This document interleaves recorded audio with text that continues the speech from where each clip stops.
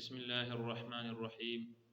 الحمد لله نحمده ونستعينه ونستغفره ونؤمن به ونتوكل عليه ونعوذ بالله من شرور أنفسنا ومن سيئات أعمالنا.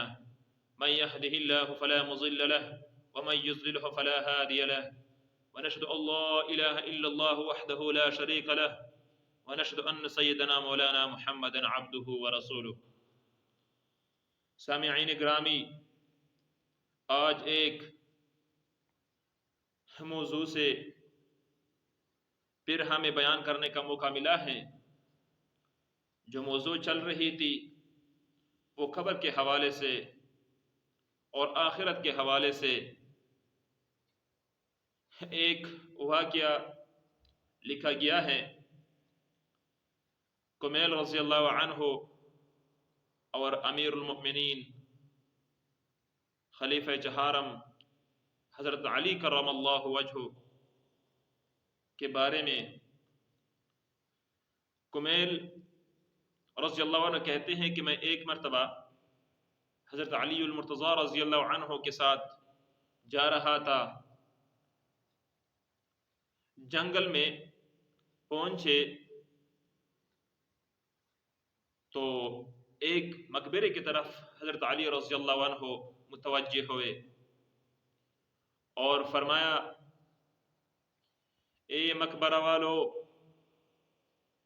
اے بوسیدگی والو، اے وحشت اور تنہائی والو،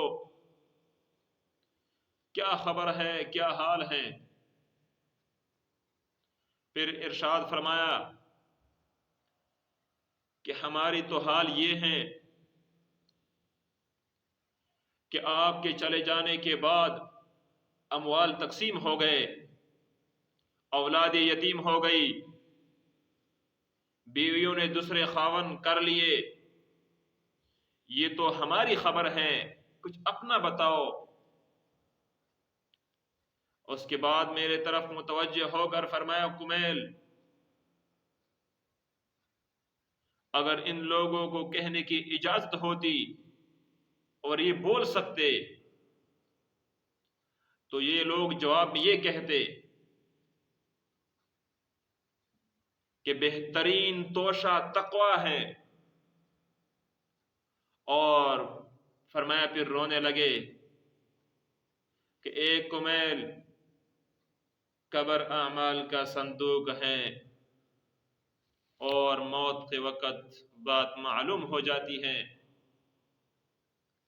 جیسے انسان کے اعمال کوئی توشہ، کوئی چیز صندوق میں خاموش رہتی ہے اور چپکے سے انسان اس چیز سے نفع بھی اٹھا سکتا ہے، ان کو استعمال میں لا سکتا ہے، اور اگر وہ کوئی خاص چیز ہے، کوئی دستاویز ہے تو محفوظ ہوتے ہیں جو انسان کو کام آ جاتے ہیں. ایسے ہی انسان کے اچھے اعمال ہو تو اس سے فائدہ اٹھا سکتا ہے، ان کے کام آ سکتے ہیں.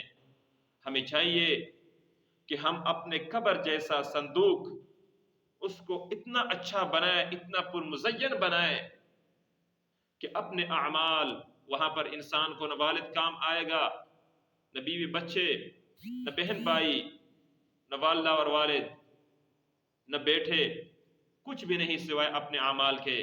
دوستو، انشاءاللہ اگلی مرتبہ انشاءاللہ مزید صحابہ کرام رضی اللہ عنہ اجمعین کے واقعات اور آخرت اور دنیا کی مناسبت کے حوالے سے پھر انشاءاللہ آپ کے سامنے آئیں گے. دعا ہے اللہ رب العزت سے کہ ہمیں صحیح معنوں میں دین کو سمجھنا اور اس پر عمل کرنے کی توفیق نصیب فرمائے. وآخر دعوانا الحمدللہ رب العالمین.